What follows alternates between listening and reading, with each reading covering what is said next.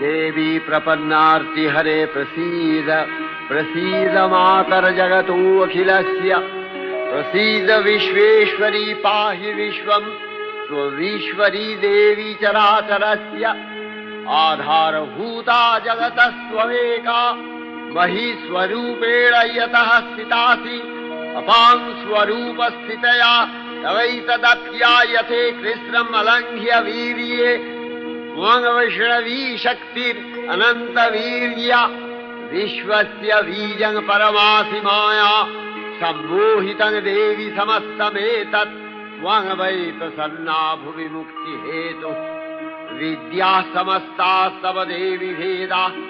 स्त्रियः समस्ता सकला जगत्सु